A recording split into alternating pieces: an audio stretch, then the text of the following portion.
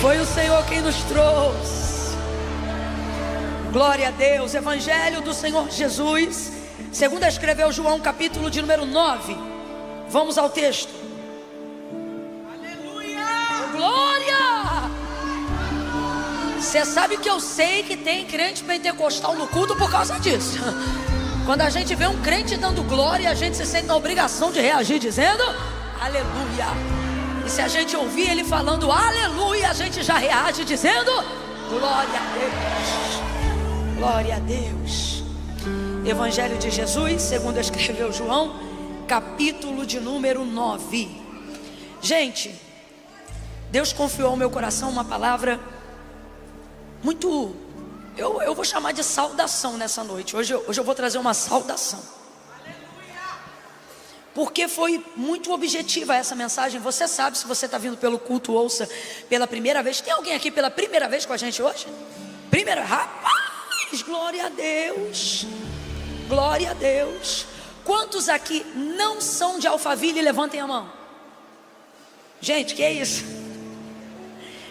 Dos que vieram a primeira vez, que não são. Isso. Maravilha, que bênção ter vocês hoje aqui. Essa igreja glorifica a Deus pela sua vida. Glorifique a Deus pela vida dos irmãos que vieram nos visitar. Sois bem-vindos. Então, para você que está aqui a primeira vez, o culto ouça, ele tem uma liturgia com 2 porções bíblicas. E hoje não será diferente. Nós ainda teremos mais uma porção bíblica. Após mim virá um que é maior do que eu, do qual, esse aí eu sou digna sim. Mas sob a minha responsabilidade, Deus me confiou uma palavra que eu estou até com o riso preso aqui, ó, porque você vai achar engraçado. Eu estava ali pedindo a Deus uma confirmação, e aí Ele falou para mim a palavra de ordem. Eu sempre libero uma palavra de ordem, gatilho, né, de fácil acesso na sua mente, para você ouvir a mensagem e não esquecer mais daquela palavra. E aí eu disse: Senhor, dentro desse texto, qual é a palavra? Porque eu amo esse texto, eu tenho algumas mensagens nesse texto, mas hoje Deus me mostrou de uma forma que eu ainda não tinha visto, e há uma palavra de ordem nesse texto para essa noite. Verso 1 em diante do capítulo 9 de João diz assim: Quando Jesus ia passando, viu um homem cego de nascença, e os discípulos de Jesus lhe perguntaram: Rabi, quem pecou, ele ou os pais dele, para que ele nascesse cego? Jesus respondeu: nem ele pecou, nem os seus pais, mas isto aconteceu para que se manifestem nele as obras de Deus. Devemos fazer as obras daquele que me enviou enquanto é dia. A noite vem quando ninguém, Deus te abençoe, quando ninguém pode trabalhar. Enquanto estou no mundo, sou a luz do mundo. Tendo dito isto, cuspiu na terra, fez lodo, em outras versões, fez lama com a saliva e aplicou nos olhos do cego. E disse: vai, lava-te. Vai, lava-te. Diga, lava-te. Diga de novo, lava-te. Isso aqui é Jesus falando para aquele homem que estava sendo curado. Vai e lava-te. Lava-te no tanque de Siloé, que significa o enviado. E o cego foi, lavou-se. E o cego foi, lavou-se. Diga, completa para mim por favor, gente. Ele foi e voltou vendo. Isso. Parece até que tu anda vendo isso todo dia. Então os seus vizinhos e os que antes o tinham visto mendigar perguntavam: não é este o que ficava assentado pedindo esmolas? E alguns diziam que era ele, outros diziam: parece com ele, mas ele mesmo dizia: sou eu. Diga amém por essa palavra. Agora, qual é a palavra que Deus confiou ao meu coração, que eu quero te pedir para liberar essa palavra de ordem ainda antes de você tomar seu assento? Quando eu disser 3, eu já estou rindo de nervoso. Quando eu disser 3, você vai olhar assim, vai ser libertador essa palavra, tá? Quando eu disser 3, você vai olhar para o seu vizinho e vai dizer assim: vá se lavar. É o que você vai dizer para ele hoje. Quando eu disser 3, você vai dizer: vai se lavar. É 1, é 2, é 3. Pode falar. Vai se lavar. Vai se lavar. Senta dando glória a Deus porque você acredita, porque você crê. Aleluia. Aleluia. Eita glória. Gente, eu nunca fiz isso aqui, mas hoje é necessário para eu não chamar Jesus de Genésio. É necessário. Não aconselho, não acho que isso seja comum, que deva fazer. Deixa eu esconder aqui.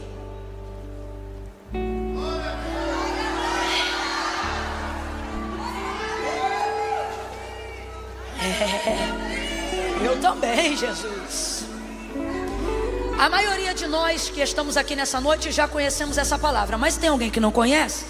Esse texto que a gente acabou de fazer menção, no capítulo 9, só para a gente caminhar juntinho aqui na mesma página e ninguém se perder na aplicação do texto sagrado, que é a boca de Deus falando com a gente hoje, resposta de Deus para a nossa vida hoje. Eu vou te contextualizar aí bem rapidinho, tá bom? Segura só um pouquinho, rapaz. Vocês sabem que eu não vivo sem vocês, né? Você sabe, né? Eu preciso, irmão. Eu sou, é Deus que habita no meio dos louvores e eu andando atrás de Deus no meio de vocês. Mas segura só um pouquinho,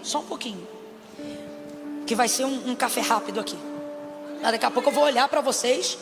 Não vem dar uma de sensato não, fica louca comigo, ó. Então só para a gente caminhar junto aqui. Esse homem era cego desde que nasceu. Ele nasceu cego. Então isso aponta para a nossa deficiência, porque eu não vim aqui falar sobre deficiências externas, eu vim aqui falar que a verdade é que quando a gente olha para João capítulo 9, e o texto diz que este homem nasceu, sendo cego de nascença, num viés profético, numa palavra reflexiva, não é difícil a gente entender que cada um aqui também nasceu com alguma deficiência. Aí você diz: não, Camila, eu tenho todas as faculdades do meu corpo, ou mentais e etc., funcionando dentro de um padrão considerado normal. Só que eu não estou falando dessas. A gente está aqui numa atmosfera espiritual. Eu disse que nós estamos aqui numa atmosfera espiritual. Deus é espírito. Então a gente precisa ver algumas coisas pela perspectiva de Deus. O próprio Jesus, falando por exemplo acerca de uma categoria de deficiência, ele vai dizer assim: olha, não são surdos os que não ouvem, mas os que ouvindo não recebem no coração. Ou seja, os que não discernem. Então, quando você olha as coisas por uma perspectiva divina, você percebe que há uma lição em cada texto e em cada circunstância, independente da categoria de deficiência que a gente está lidando aqui. Vou te dar mais um exemplo. Você vai ver, por exemplo, Davi dizendo: em pecado fui gerado e em pecado me concebeu a minha mãe. E aí ele fala sobre uma natureza caída. E eu te pergunto: pode um feto que ainda não nasceu, ou seja, ainda está sendo gerado no ventre da sua mãe, já está pecando? Na prática do pecado, obviamente que não. Mas o que ele está falando? O texto aponta para a sua natureza caída, para a carne, para o pecador ou miserável homem que habita em cada um de nós. E assim sucessivamente. Então, a verdade é que nós já nascemos, por causa da queda do homem no mundo, com algumas deficiências que nos atrapalham ao longo do caminho. Coisas que de fato e de verdade vieram por causa da convivência familiar, traumas e coisas que não estão aparentando no físico, mas são continuamente presentes e latentes no emocional, no espiritual, no físico, impedindo a gente muitas vezes de romper em alguma área da nossa vida. Só que quando Jesus passa por aquele homem, Jesus não vê o que ele tem. Eu já disse isso aqui e repito: Jesus vai ver quem ele é. Quem fica olhando para o que ele tem são os discípulos, porque os discípulos apontam para como a sociedade nos vê. E como a sociedade nos vê? Como a sociedade nos julga? Para a sociedade você não é o que é, para a sociedade você é o que você tem. O que você demonstra que tem caracteriza para quem te olha quem você é. Se eu vejo uma moça toda com uniforme dentro do avião, eu vou entender que ela é uma comissária de bordo, pelo cap dela, pelo uniforme dela. Se eu vejo um homem trajado de maneira ataviada, carregando um livro de capa preta embaixo do braço. Naturalmente eu olho e penso, olha, eu acho que é um crente indo para a igreja. Se eu vejo uma mulher com um salto alto, um vestido bem exuberante, com certo brilho, um penteado elevado, uma maquiagem mais expressiva, tá óbvio que essa mulher está indo para uma celebração, ela é uma convidada de honra em alguma coisa. Então veja, a sociedade é assim, nós somos apontados e categorizados por aquilo que nós temos. Você vê alguém arrastando um chinelo, com uma canela meio russa, um cabelo um pouco desgrenhado, sabe, embaraçado, esqueci a palavra. Você olha e você pensa, é alguém que está em alguma condição de vulnerabilidade social. Em contrapartida, você vê alguém com um carro 0 do ano, um tênis maneiro, uma bolsa de grife, alguma coisa, você pensa, aquele cara ali já tem uma condição diferente. Isso é visão social. Eu não estou dizendo que é certo nem errado, só estou te falando como é que funciona. Então os discípulos, eles demonstram e apontam para a maneira como a sociedade olha as pessoas que Jesus tem em vista. E aí a gente vai ver se cumprindo na vida desse homem aquilo que também se cumpriu na vida de Davi, quando Deus o escolheu para ser rei de Israel, ainda na casa de seu pai Jessé. Quando Samuel, profeta do Senhor, é enviado a Jessé, o texto vai dizer que ele coloca seus filhos ali, mas Davi não está entre eles. E Samuel, é elevado pela referência que ele tem de Saul, o primeiro rei de Israel, um homem forte, um homem proeminente, um homem que tem um aspecto de realeza. O texto diz que acerca das características físicas de Saul, do ombro para cima, ele sobressaía qualquer homem no meio do arraial, de tão alto e de um porte tão elevado que ele tinha. Aí quando ele vê os filhos de Jessé na mesma categoria, ele olha para um deles que tem essa tipologia aqui, essa característica física que Saul tinha, e na hora, sobre referência do que ele já está acostumado, ele pensa, certamente está diante de mim um ungido do Senhor. E aí a voz do Senhor vai bradar no coração de Samuel e vai dizer, não te atentes para a aparência, porque eu, o Senhor, não vejo como vê o homem vê o exterior, mas eu, o Senhor, conheço os corações. Então os discípulos, quando olham para aquele homem, só conseguem ver o que ele tem. Completa aí para mim, por favor. Quando eles olham para aquele homem, só conseguem ver o que ele, só que olha como João vai escrever na perspectiva de Cristo. Quando Jesus ia passando, viu um homem. Os discípulos só veem um cego, mas Jesus vê um homem. Eles só conseguem identificar a deficiência que ele tem, mas Jesus consegue ver o homem por trás das circunstâncias. Essa é a visão de Cristo. Essa é a visão do Evangelho. Que visão é essa, Camila? Você não é o que você tem, mas você terá por causa de quem você é. Quem você é, sua identidade deve estar em prioridade. E é para ela que Jesus está olhando, para a formação do seu caráter. Então Jesus vai passando, enquanto todo mundo vê apenas um cego, ou um homem vivendo numa situação que naquela época lhe era permitida pela lei se tornar um pedinte. Por que que isso era necessário? Porque um homem na condição dele não podia ser contratado para o trabalho. E eu acho maravilhoso, porque quando a gente fala de inclusão, o Evangelho entra nisso também, Jesus entra nisso também, como aquele que compreendia que um homem não podia ser limitado pelas suas limitações, desde que este homem compreendesse a obra da salvação. E aí Jesus vai passando pelo homem. Os discípulos então começam a fazer a pergunta: Rabi, quem pecou? Porque eles acham que aquilo é um karma, eles acham que aquilo é a consequência de alguma coisa que fizeram antes do nascimento dele. E aí eles começam a ter esses questionamentos nada a ver. Rabi, quem pecou? Ele ou os pais, para que ele nascesse cego? E aí Jesus vai dizer, nem ele nem os pais, mas isto aconteceu para que se manifeste nele a obra daquele que me enviou. Convém a gente trabalhar, ou seja, fazer a obra daquele que me enviou enquanto é dia, porque a noite vem, quando ninguém pode trabalhar. Mas enquanto eu estou no mundo, eu sou a luz do mundo. Disse isso e ó, cuspiu no chão.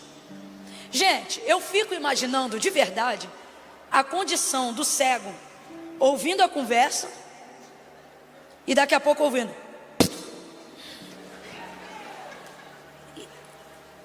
E Jesus não fala nada.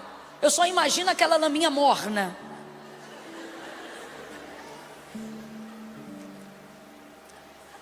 É bom não saber de tudo, porque eu acho que se a deficiência é em outra área que não a visão, e Jesus faz uma lama com cuspe para colocar em cima de uma ferida, por exemplo, se fosse eu não posso falar dos outros, vou falar de mim. Um homem parou, cuspiu, fez lama, jogou em mim, meu irmão.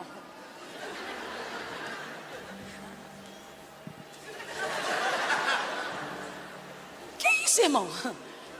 Mas ele não viu nada. Mas eu imagino ele ouvindo aquela conversa, se talvez fosse próxima dele. Jesus então cospe, faz a lama, o lodo, e aplica nos olhos do cego. Jesus vai curar aquele homem com lama. Completa aí para mim, por favor. Jesus vai curar aquele homem com? Jesus vai curar aquele homem com? De novo, gente. Jesus vai curar aquele homem com? Agora vamos lá. Quem vai curar ele? É a lama ou é Jesus? É a lama ou é Jesus? A lama é apenas o como, não é isso? É um meio pelo qual, é um método que ele escolheu. Então, se ele escolheu esse, ele poderia obviamente ter escolhido qualquer outro. Há quem acredite que faltasse formação no globo ocular desse homem, e porque o Senhor nos tirou do pó da terra, acredita-se então que, trafegando nessa via, Jesus trabalha com a lama, com o barro, para lhe restaurar partes físicas que talvez ele não possuía. Mas eu não posso afirmar isso, eu só posso afirmar o que está escrito no texto sagrado. E o que fica claro para mim é que é um método. Jesus está ali trabalhando com aquela lama. E a lama normalmente é associada a coisas que não são boas. Alguém aqui já se lameou se jogou lama em si antes de sair de casa? Alguém aqui já se sujou intencionalmente? Como você acha que ficaria uma noiva que, próximo da entrada da igreja para o dia do seu casamento, um carro passasse e jogasse nela lama? Você acha que ela ia encarar isso com naturalidade? É só uma lama, tá tudo bem. Não, gente. A lama tem um poder de evidência tão grande, tão grande, tão grande, que eu não chamaria nem de evidência, eu chamaria de denúncia. A lama tem um poder de trazer a atenção a ela, de colocar em detrimento tudo que está ao redor dela, tão grande, que não importa mais o entorno. A denúncia, a maneira como fica evidenciada a área que a lama atinge, ela é tão forte que todo o restante é ignorado. Se você for lameado nas suas vestes ou na sua reputação, dificilmente alguém vai se lembrar de algo que já foi limpo na tua vida. Só vão falar da lama. A lama tem essa característica, e isso traz sobre nós nesta noite uma reflexão. Por que lama? Porque ela traz esse poder revelador de denúncia, de vulnerabilidade. Eu vou falar rasgado que é para todo mundo entender. De exposição. Aquele homem fica vulnerável, aquele homem fica exposto. E sabe o que eu sinto de Deus de dizer a essa igreja nessa noite? Existem momentos da nossa vida que, para que alcancemos uma visão clara do propósito de Deus, para que sejamos transicionados de uma área de pedintes para uma área de homens e mulheres dignos dentro da sociedade, precisaremos ficar expostos por situações que nos atrapalhavam de levar essa vida temporariamente. É complicado o que eu vou dizer, mas eu preciso dizer.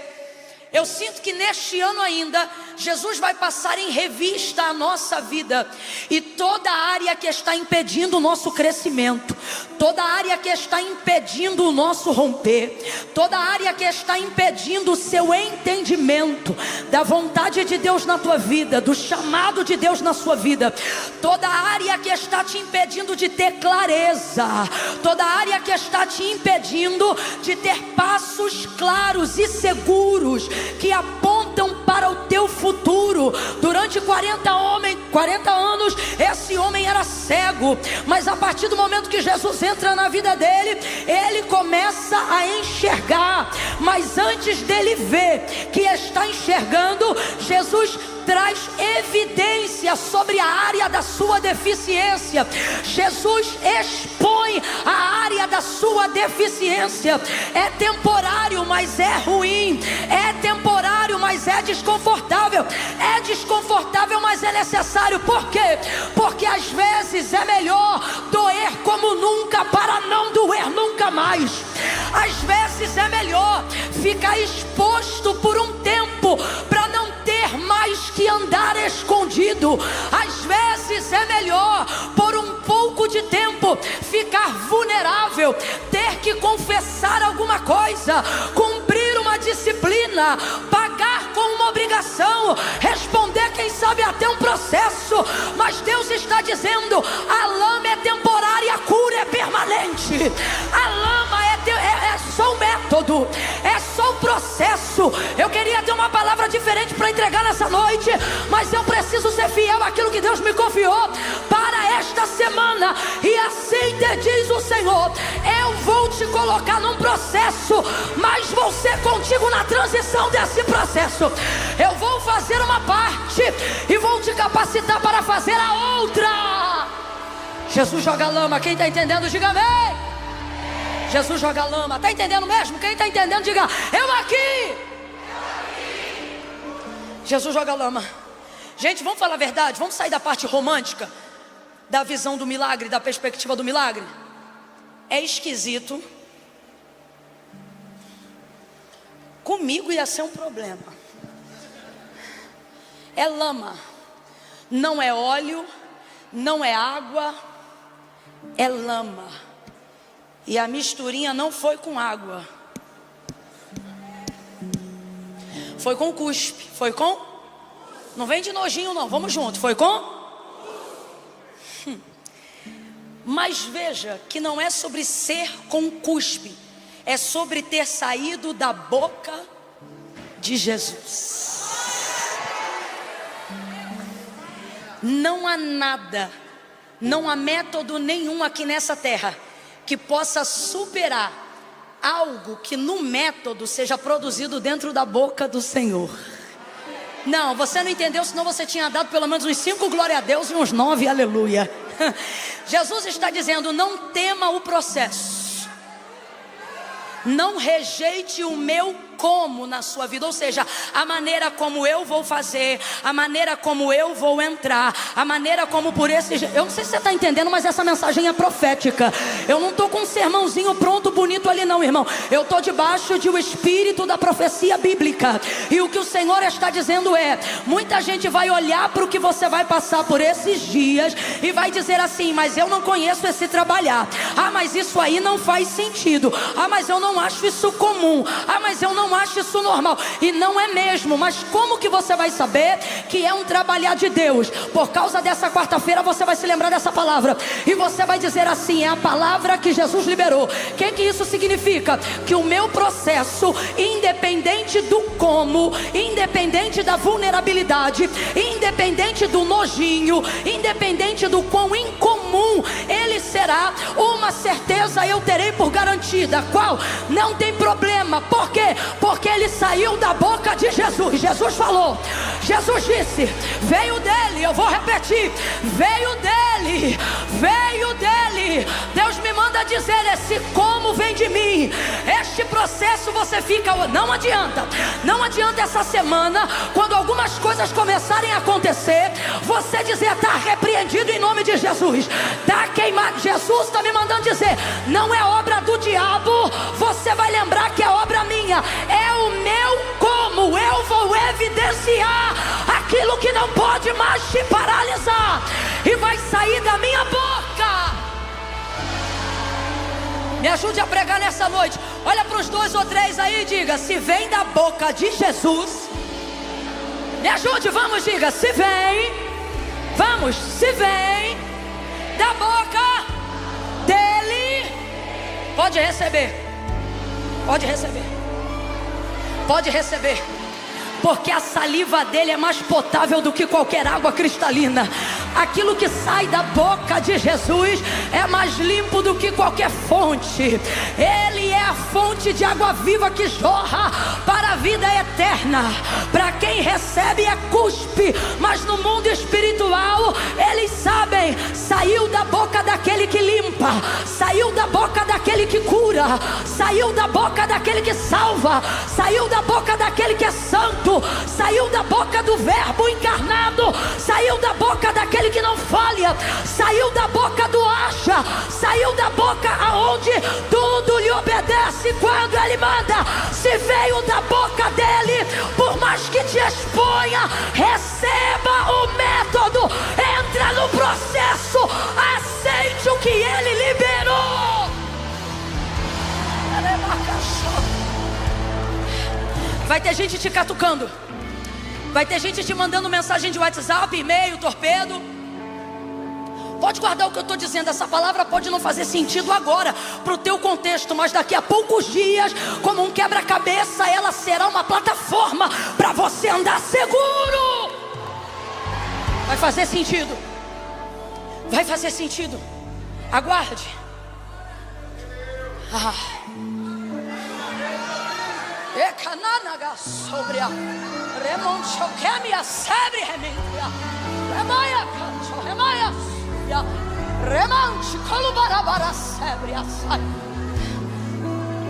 Você vive pedindo para mim palavra. Estou falando aqui na primeira pessoa, não é Camila, é o Senhor na minha boca.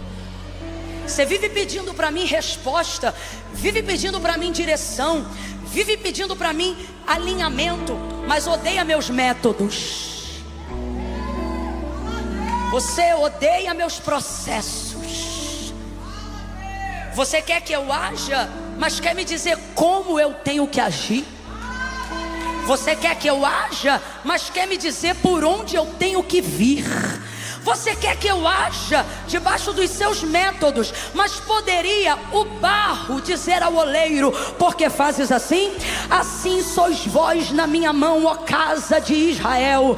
Como o vaso não pode dizer ao oleiro: porque trabalhas assim? É assim que vocês são na minha mão, e assim me manda dizer o Senhor: do mesmo jeito que eu mexo no barro, eu mexo na tua deficiência. Do mesmo jeito que eu mexo no barro, eu transiciono a sua vida. Do mesmo jeito que a minha criação não pode contender comigo, você não pode mais resistir aos meus métodos. Aceite. Veio da boca do haja. Isso que no momento te deixa desconfortável. Eu estou falando de cuspe, tá? A comparação aqui é essa. Quem está ligado comigo, diga amém. Quem está entendendo isso aqui, diga eu. É disso que eu estou falando, irmão. Se eu pego o cuspe agora e coloco em você, aonde você vai ficar confortável? Aonde você vai ficar bem? Como é que você vai continuar esse culto aqui com tranquilidade? Só que não é sobre ser cuspe, é sobre de onde ele veio. Se veio da boca dele, todo incômodo, é suportável, é maravilhoso, é necessário.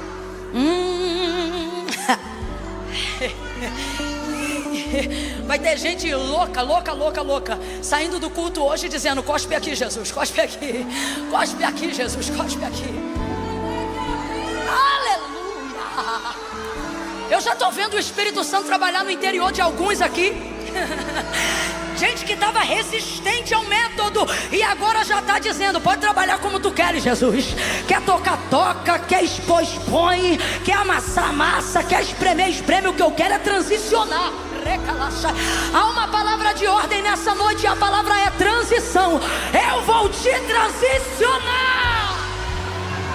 Agora, tem que aguentar o desconforto, tem que aguentar o método, tem que aceitar o como. Se não aceita, o culto acabou para você aqui agora, porque tem que aceitar. E eu percebo que esse homem acolhe essa lama. Ele acolhe essa lama. Só que isso não significa que é agradável, nem significa que é confortável. E o próprio Jesus tem consciência disso, na condição daquele ser humano. Ele diz assim para o cego, para o homem: olha como é que a sociedade não presta. Ele diz assim para aquele homem: agora vai e lava-te no tanque de Siloé, que foi a palavra que a gente abriu aqui, né? Qual foi a palavra? Mas qual foi a palavra que eu pedi você para dizer? Foi isso que eu pedi você para dizer? Esse ali mora lá em casa, não é possível. É dessa maneira, vai se lavar. Foi lava-te, porque a gente está falando de muitos anos atrás. Hoje seria, vai se lavar. Por que vai se lavar? A gente só lava o que, gente? Não tem medo não, é o método, é isso mesmo. Depois que expõe, começou, termina.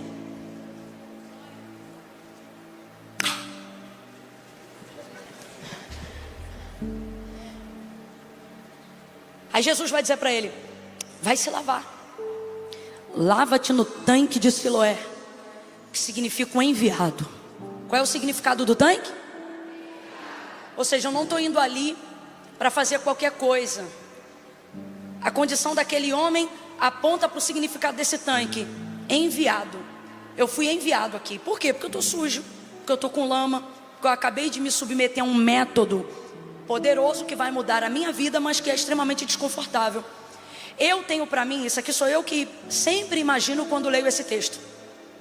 Eu tenho para mim que esse cego, que era conhecido por todo mundo ali, quando ele vai passando em direção ao tanque, pessoas certamente tentavam o ajudar ali, dizendo: ó, você tá sujo. Ei, moço, sou eu que estou falando isso. Porque se você visse uma pessoa com o rosto enlameado, não é natural a gente emitir uma opinião sobre aquilo ali, a fim até de ajudar a pessoa. Só que ele está indo em direção ao tanque. Veja, ele está enlameado, mas ele está na direção certa.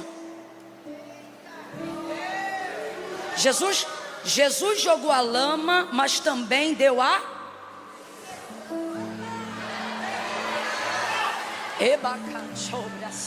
Eu imagino então, se eu estou lá, aí eu fico imaginando, sabe? Às vezes eu faço isso. Eu fico imaginando eu na cena dizendo assim para o homem: ô irmão, tá sujo aí. E aí eu imagino o irmão dizendo para mim: fica tranquilo, porque quem jogou a lama também me disse aonde que lava. Deus está precavendo. Deus está... Se é para aplaudir, vamos aplaudir juntos uma vez só, gente. Isso, mistura com glória a Deus e aleluia, que esse é o barulho que o céu gosta de ouvir. Então veja, aquele que joga a lama também me diz aonde tem a água para eu me lavar. Então olha que didático, olha que didático. Jesus jogou a lama, mas já está dando para ele uma direção de onde se tira aquela lama, porque é desconfortável. Não é porque o método é de Deus que ele vai ser agradável. Não é porque o método é de Cristo que ele vai ser tranquilo, é complicado. Então Jesus joga a lama e já dá a direção. E esse homem vai em direção então ao tanque de Siloé. E ele vai lá lavar o rosto dele. E a direção é clara: lava-te no tanque de Siloé. Quando ele chega no tanque, meu irmão, obviamente, rapidamente, ele vai lá encher a sua mão de água e vai lavar. Aí ele vai lavando. Aí eu te pergunto: esse homem já estava curado, mesmo quando estava enlameado, sim ou não? Sim ou não? Sim. Só que ele sabia que estava curado? Porque nesse dia o método do milagre foi curar ele com lama. Quem aqui já fechou o olho e percebeu o reflexo de luz mesmo de olho fechado? Sinal que você está enxergando muito bem e está tudo funcionando aqui. Porque isso é muito natural. Você pode estar dormindo. Se a gente abrir a cortina e tiver um sol bem bonito lá fora, é quase que natural você começar a querer abrir os olhos. É um reflexo de luz, ainda que seus olhos estejam fechados. Como é que Jesus curou esse homem? Jogando lama junto com barro. Então ele já estava enxergando, mas não possuía nenhum reflexo de luz, porque ele tinha uma cortina de lama tapando sua pálpebra ou cobrindo os seus olhos. Por isso era necessário que ele fosse se lavar. Então, compreendendo isso, perceba e responda com ainda mais firmeza: quando Jesus joga a lama, o homem já está curado, sim ou não? Porque quem cura ele não é a lama, quem cura ele é a mão de Jesus. Então eu vou perguntar a última vez: ele já está curado, sim ou não? Sim ou não? Mas ele sabe que está curado? Por isso, o se lavar não é com Cristo, porque com Cristo é o curar. Esse homem poderia se curar? Não. Então isso eu vou fazer. Eu quem? O Senhor Jesus. Eu vou te curar. E curou ele com a lama. Agora, para ele saber que ele já está curado, o que ele vai ter que fazer? Olha de novo aí para o vizinho e diz: vai se lavar. E se eu terminar essa mensagem aqui agora dizendo para você que você passou de janeiro a agosto pedindo por coisas que já foram liberadas, só que eu estou sentindo uma graça, um temor, eu estou sentindo um empoderamento. Não é todo dia que eu sinto assim não, gente, mas eu estou sentindo um empoderamento, sabe? Como se nós fôssemos nesta noite autorizados a transicionar, a atravessar, sabe? De peito aberto aí para cima. Se tem mais alguém no viés profético comigo, olha para alguém e diga para essa pessoa: vai para cima, vai pro tanque, vai procurar água. Para de procurar o que Deus pode fazer. Por que, Camila? Porque e se eu te disser que nesta noite Ele está me mandando dizer: eu já fiz minha parte. Se você se lavar, se você fizer a sua, se você for para cima, se você for obediente à direção que eu já te entreguei, você não vai ver eu fazer, você vai ver o que eu já fiz. Está contigo. Bate na mão de alguém aí agora e diga: está contigo. Tua cura está contigo. Tua empresa está contigo. Teu CNPJ está contigo. Teu milagre está contigo. Eu estou autorizado a dizer isso aqui.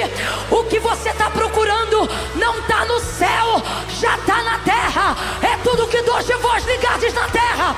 É tudo que dois de vós ligardes na terra será ligado no céu. Jesus te trouxe hoje aqui para dizer: se você fizer sua parte, você vai descobrir que eu já fiz a minha. Bate na mão de alguém e diga: está feito, está feito, está feito. Quem pode ver pelos olhos da fé aquilo que o meu Deus já fez? Não é o que Ele vai fazer, é aquilo que Ele já fez. Bata na mão de alguém e diga: está feito, está feito.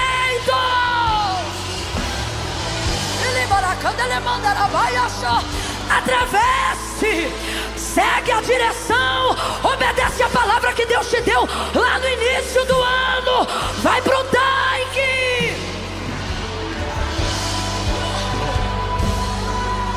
Mas não,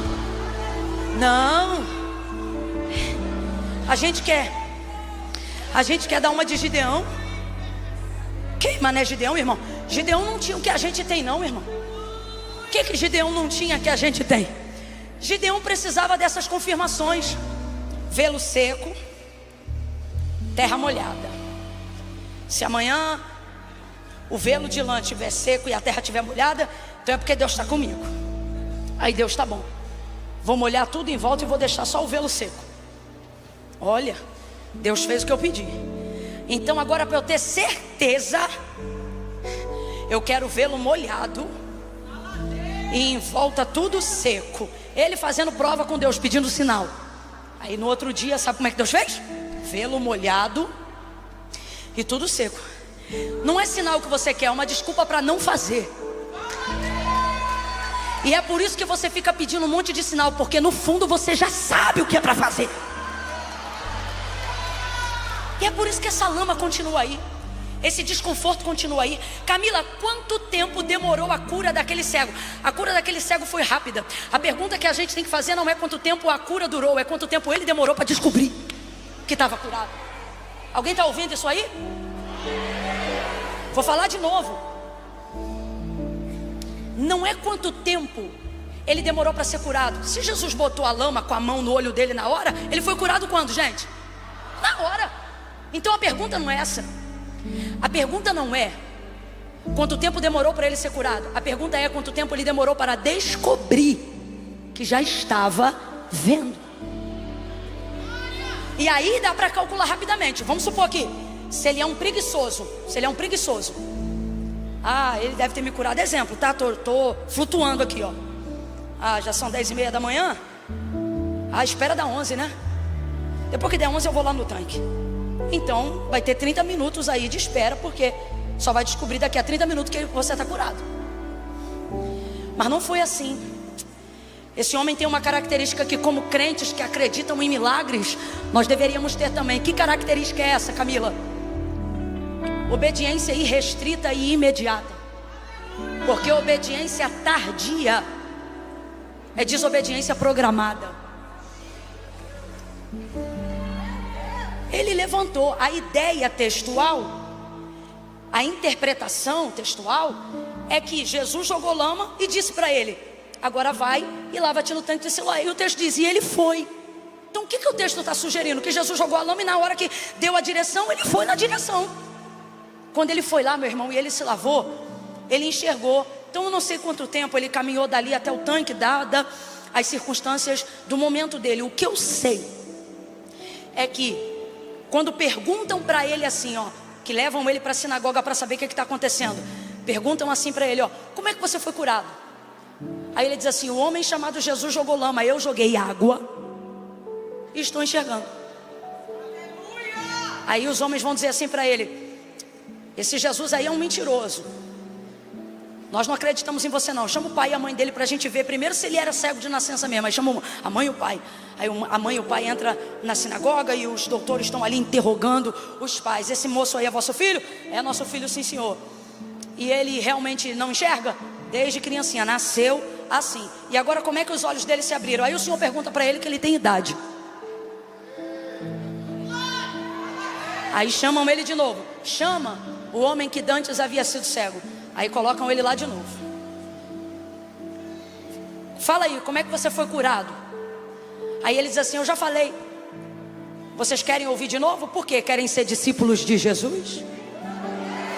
Que aí os homens ficam, nós não, nós somos discípulos de Moisés, vai tu ser discípulo dele. E aí quando ele sai da sinagoga, Jesus está esperando ele do lado de fora e pergunta para ele, homem, tu crê que o homem que te curou é o filho do Deus vivo? Ele diz, eu creio. É como crerei se eu não sei quem é? E Jesus diz, é o que fala contigo. Aí ele diz, eu creio. Creu na hora. Veja, a maior transição da vida dele aconteceu quando ele tinha 40 anos. 40 anos. Só que foram 40 anos sendo cego. Fala pra mim, gente, 40 é muito ou pouco? De vida, estamos falando de tempo de vida, não é? Eu tenho para mim que 40 é o auge da idade da maturidade. Você ainda não tem a desesperança que é comum do ancião que já não espera muita coisa, mas também não tem a imaturidade ou a ansiedade da jovialidade. Me parece que 40 é o período ideal para o equilíbrio. É uma impressão só minha ou mais alguém tem essa impressão? Tanto é que o ciclo e esse número na Bíblia, ele é um número de antes e depois, né? Você vai perceber isso em textos do Antigo e do Novo Testamento. Então ele tem mais anos antes daquele momento sendo cego do que enxergando. Mas diga para mim, tu acha que ele tem mais vida antes ou vai ter mais vida agora? Agora. Você acha que ele tem mais experiência antes ou vai começar a ter maiores experiências agora, depois do milagre? Agora. E isso tudo aconteceu em um único dia. Então vou perguntar para você, quanto tempo demorou para isso tudo acontecer, para uma vida transicionar? E aí você vai me responder de acordo com o texto bíblico. Um dia. Quanto tempo demorou? Quando foi que tudo mudou? Um dia. Aí eu te digo, o que tinha de diferente nesse dia se ele era o mesmo cara, no mesmo lugar, pedindo sempre a mesma esmola?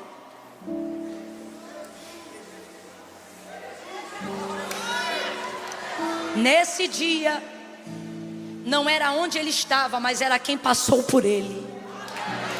E agora eu pergunto à igreja, quem passou por ele? Quem passou por ele? mesmo lugar, mesmas pessoas, mesma esmola, mesma deficiência, mas agora está passando um homem diferente. E este homem vai olhar para ele e vai dar para ele uma chance. Qual a chance? De viver um milagre, aonde será temporariamente incômodo, inconveniente, mas vai trazer um antes e depois na vida dele, porque ele vai obedecer a palavra na hora, ele vai na direção que Jesus mandou na hora, ele não vai se lavar no outro dia, ele vai se lavar hoje. Um homem desse é um homem que entende que está diante de uma oportunidade de mudar a vida em um dia. Eu vou liberar essa palavra profética. Quem vem comigo, levanta a mão direita ao mais alto que você puder. Eu vou fazer melhor. Fica de pé num salto de glória agora, se você crê. Eliezer, amigo, chega aqui mais perto, por favor. Quando eu terminar de liberar essa palavra, libere o refrão de uma canção que o Espírito de Deus te inspirar. Levante a mão direita o mais alto que você puder, igreja. Não levanta de qualquer maneira, só porque eu estou pedindo, não, gente. Crê no Senhor Jesus, será salvo tu e a sua casa. Crede em Deus e nos seus profetas e prosperareis. Eu não vim falar de mim, eu vim falar de Jesus. E Ele me envia nessa noite como profetisa no vosso meio. Creia nisso e você vai prosperar nessa palavra. Levante a mão direita com fé. Coloca a esquerda na mesma altura, vamos. Quando eu disser 3, você vai botar a mão no ombro do vizinho e vai deixar a mão parada no ombro dele. E não fica sem graça não. Deixa a mão no ombro pesar, que é para ele sentir uma imposição profética sobre ele. Quando eu disser 3, você vai dizer a ele: se lave agora. Vai se lavar hoje mesmo. Pare de ficar pedindo sinal para onde Deus já te deu direção. Você vai estender a mão e vai orar com ele. Vai orar com ela dizendo: Senhor, mostra onde tu já jogou a lama. Mostra onde ele precisa tomar uma providência ainda essa semana. Vai tirando toda a letargia. Use essas palavras que eu estou liberando em oração agora. Você vai dizer: repreende a letargia, a negligência, a preguiça, a mornidão. Nos dá uma obediência restrita, nos dá uma obediência imediata. Vai repreendendo a paralisia, vai repreendendo, Senhor. Eu não quero ver em dezembro aquilo que tu já me deu desde janeiro. É hoje mesmo, é a partir dessa semana. Quando eu disser 3, bota a mão no ombro do vizinho e diga: vá se lavar. É 1, é 2, é 3. Bota a mão e diga: se lave, se lave. Ore com ele, ore com ele, ore com ele. O Deus que faz o cego ver está passando por aqui, está passando por aqui.